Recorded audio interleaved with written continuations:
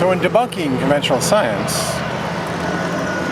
because conventional science doesn't accept or doesn't realize that we're living on the shell, the inside shell of the Earth.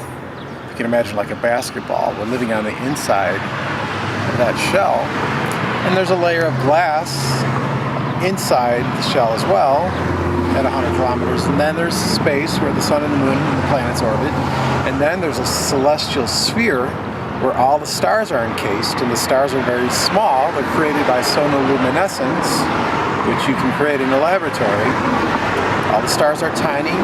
They're fixed inside the celestial sphere, which has water on the inside, and it rotates every 24 hours, so the stars are just simply rotating around inside the Earth. There's no expansion. The whole concept of the universe expanding was actually kind of like a patchwork answer to the original Olber's paradox. There was a guy named Olber who, back in like 1820, he proposed the concept that he asked the question, if we're living in an infinite universe and the light from the stars are reaching us in every direction, why is there darkness at nighttime? Why is there darkness when the sun is not in the sky? Because he concluded erroneously that the sun was a star and that all stars are basically hitting us. They should be hitting us. We should be seeing every star in every direction. So, some people thought that, the intensity of the star is all relative, basically. You're saying that the farther away you go, the intensity is lessened, 1/r squared.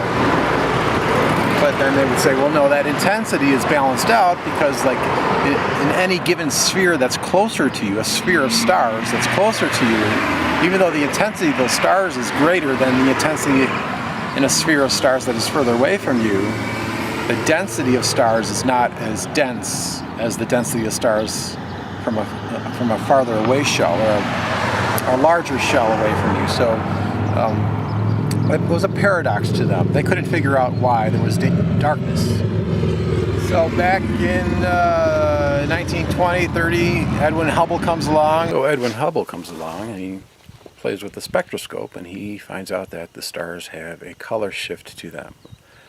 Most notably a red shift, and he doesn't know where the red shift is coming from. He admitted that the red shift was of an unknown origin, and he concluded that there was no expansion to the universe.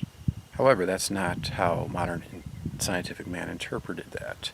They needed a solution to Olber's paradox. So instead of listening to what Hubble said, that there really isn't any expansion, they went with it. They said, yes, it's expanding. Yes, it's the Doppler effect of the stars. It's creating this redshift, and the stars are moving away from us at an extremely high velocity, especially the ones that are even further away. It's all bunk. It's all bull. That's not what happens. That's not what's happening. What I told you before is there's simply a layer of glass at 100 kilometers that is creating chromatic aberration. It causes the shifting of the colors. When you look through it, it's just like looking through a lens, looking through a lens which filters out the different colors of the spectrum. And so that's what it is. Has nothing to do with expanding stars away from you. But they like that answer, that the stars are expanding away from you at a very high velocity. And since they hung on to that, to them it alleviated, it fixed the Olber paradox in their eyes. So then they concluded that originally the universe started with a big bang. And ever since then it's been expanding. Utter nonsense. Utter bull. That's not the case.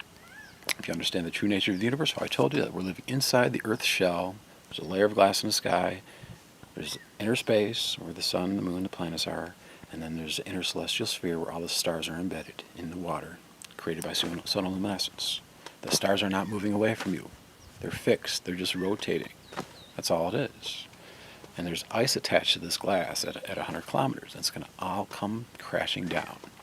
And I'm afraid that scientists will not find out this truth. They will not capitulate this in humility before it's too late. So anyway, In a nutshell, there's the universe, the real universe. No expansion. Olber's paradigm is irrelevant. And there's glass in the sky. And the stars are small. They're up inside the earth. They're visible. They're finite. There's nighttime during the night because the sun is on the other side of the inside of the earth.